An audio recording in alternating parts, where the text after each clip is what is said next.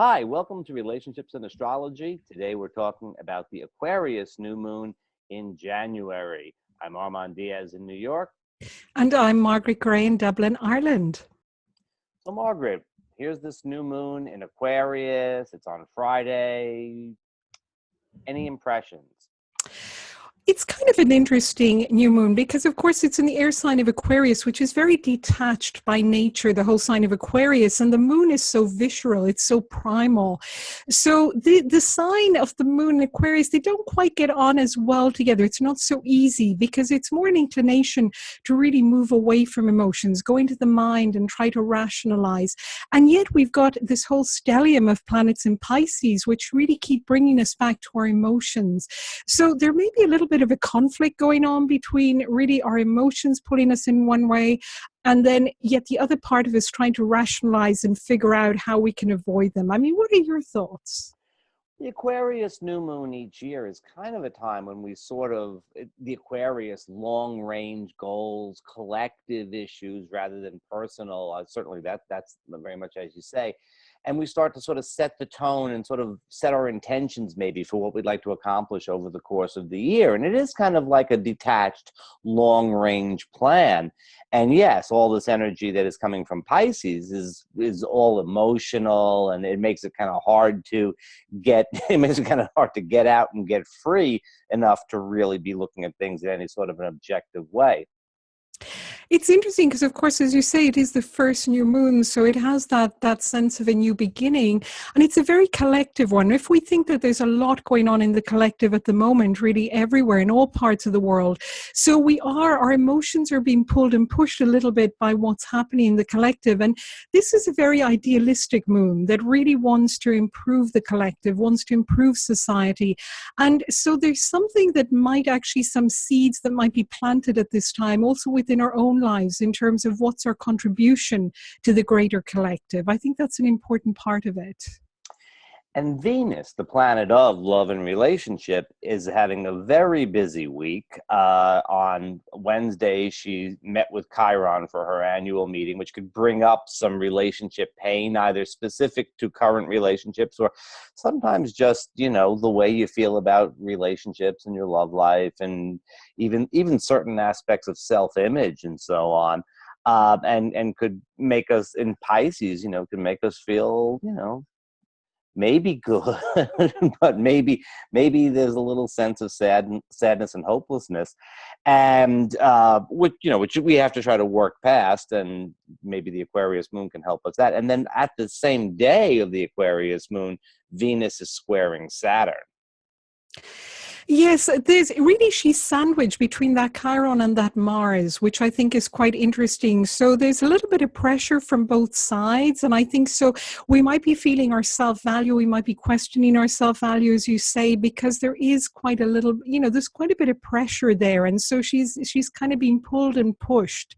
I think one of the things that's also going on is the Mercury-Pluto, of course, in Capricorn. And I think that's quite grounding, but it does also slow down a little bit, kind of our thoughts and our communication.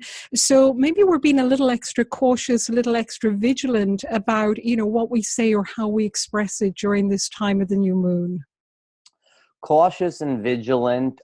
If you choose your words carefully, you can really get the message across. And that may, I feel that with the new moon, which is always a time of endings and beginnings, and the Venus-Saturn square, we're liable to feel that this is a decision time as we get into Thursday, Friday, right around the new moon. We may feel like it's a decision time.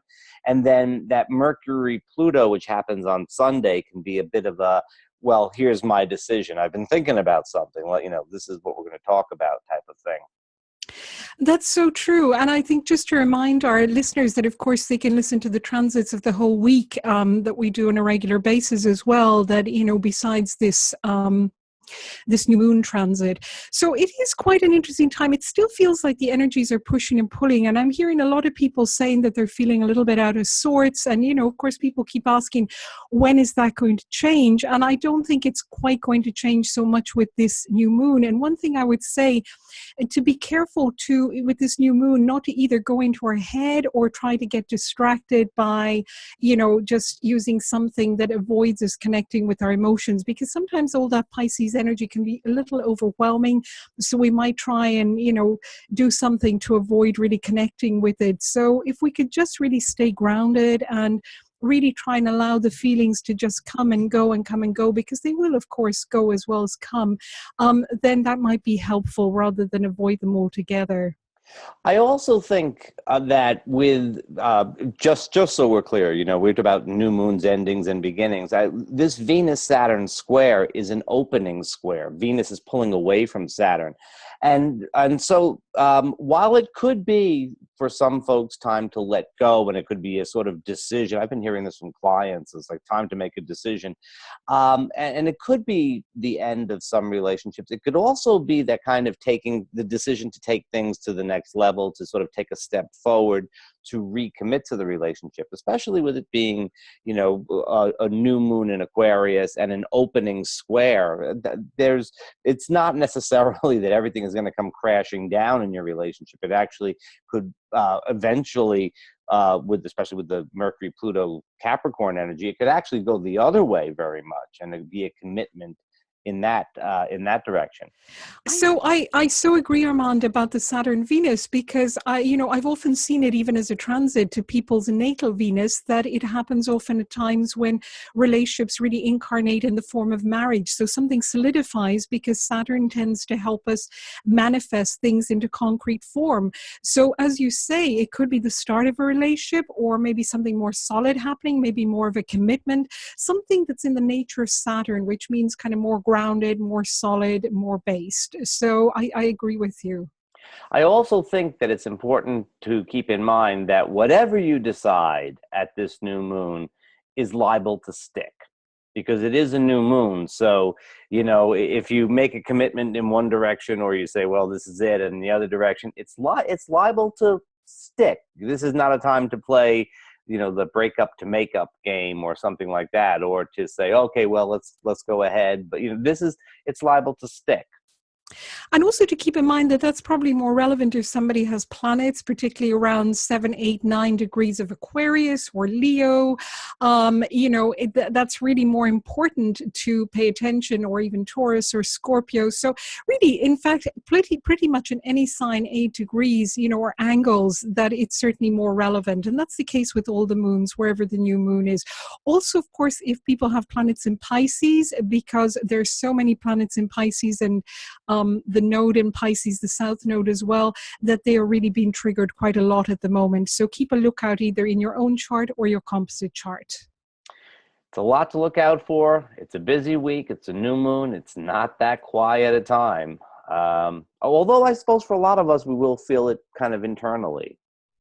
Yes, I very much agree. And so we'll see everybody next month for the next full moon, and also for the transits of the week. So we hope you'll all join us there.